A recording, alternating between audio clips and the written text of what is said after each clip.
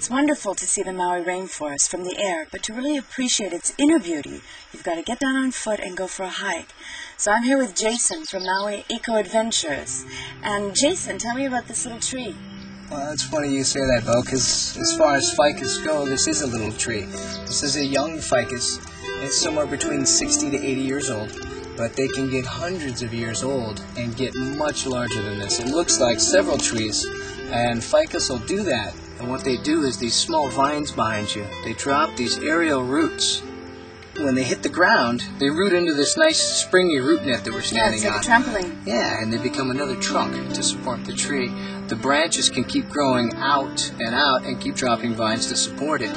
In Asia, you can find ficus trees that are a third of a mile around. Amazing. So you'll notice on your left, we're walking right on the outside edge of a coffee forest.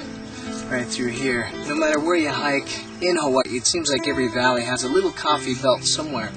But This was a coffee plantation? This was actually a coffee plantation, yeah. This is remnants of a plantation they abandoned years ago. And when they did that, it literally became a forest. And with all this canopy, the trees are growing taller, wider, and larger, and just almost taking over the hillside here. But one of the wonderful things about being out here is just the silence. But if you listen long enough, you hear birds, you hear bugs, wind. It's all good sounds, but It's all good it's noisy. stuff. And if you sit long enough, you'll even hear your heartbeat. But one of the one tree that I really wanted to show you is right around the corner here. So this is it. This is the one that I wanted to show you. Well, this is not the most impressive tree I've seen all day.